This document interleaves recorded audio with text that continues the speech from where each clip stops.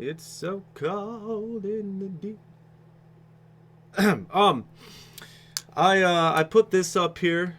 For those of you in the comment section out there, you lovely sagacious people that like to say you're stupid, you're dumb, you're this and you're that. Go ahead and commit this to memory right here. Yeah, you can't read anyway. What the hell am I talking about? Oh, my jizz rag. Anyway, I'm a Metallica fan, a huge Metallica fan. So obviously, I was attracted to the story regarding Lars Ulrich. Lars, even if you're a very casual Metallica fan, you've probably heard a few things about Lars. None of those things good. He does deserve credit for what he does in the studio. He does deserve credit for running some of the business operations of Metallica. But one thing he did in the studio he does not deserve credit for is telling the mixer of my favorite Metallica album ever. One of my favorite albums of all fucking time, and Justice for All, for telling the mixer of that particular album to take the bass out.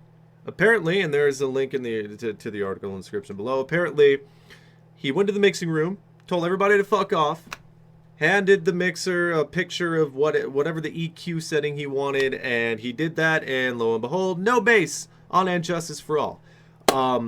There's an exception if you go on YouTube and you search And Justice for Jason, and I'll put a link to that too, just because I think it's fucking awesome. You search that, or you click that, and you'll hear a version of And Justice for All with Jason's bass, the way it was supposed to sound.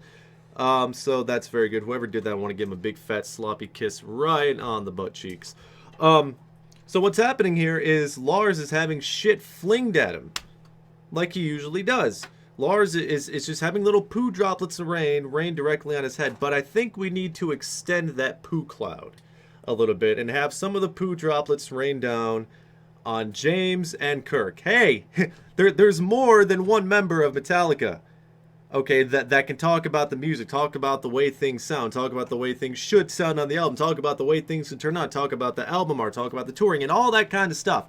Lars isn't the only one in that band. There were two other people, actually three, but one of them they didn't give a shit about because they were hazing the living shit out of him. They hazed the absolute living fuck out of Jason. They said that's the way they grieved about Cliff's death. They hazed the shit out of him. They threw his shit out hotel windows. They charged entire bar tabs to his credit card. Whenever he would sign autographs, he would put the nickname Baseface on there. And by the time it got down to James and Kirk and Lars, they would cross out the B and it would say Assface.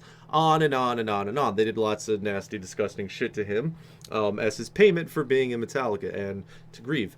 But those other two guys, where's all the outrage to them?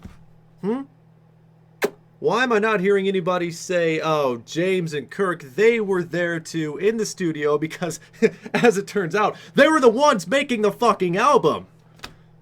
They were the guitarists. They played on the album, so where was their input? They had to have heard the finished product. I know Jason was probably sitting over there going, you know, knowing he didn't have a say, listening to it, or, you know, if I was Jason, I'd have been very pissed off. But those guys were listening to. Why is anybody slapping them around? If this whole story's true, yes, it's awful. Is Lars a big, fat, spectacular, huge, enormous dickhead for telling the guy that the bass should be turned on? Yes! Add it to his resume. But those other guys have some culpability in the matter, too. I don't know how anybody can disagree with that. I mean, Lars is not an imposing figure. What's he going to do, fire them? What's he going to do, fire James, fire Kirk? What's he going to do, beat them up? No. They had a say in the matter, too. They chose not to open their mouths.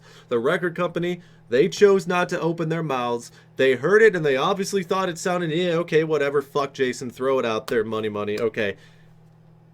Hey, but And Justice for All, as it is to my ears, is still a masterpiece.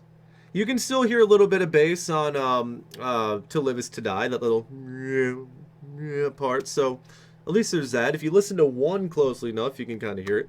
But if you want to hear And Justice for All as it was supposed to fucking sound, just type in And Justice for Jason or click the link down there. You probably will not want to listen to And Justice the same way ever again, or at least as it is on the original album. You will probably burn it straight to CD, and that will be your Injustice for All, because that is my Injustice for All now. But Lars, big fat dick for what he did, but why aren't we throwing any of the poo-poo at this guy? Or at these guys. Got it right. Yeah. That's all I really got to say about it. I'm still a huge Metallica fan. Yeah, Lars is a shitty drummer, but he shouldn't be the only one getting thrown under the bus here. That, you know, Metallica, talk about Metallica, you probably shouldn't say that. Ooh, I gotta go.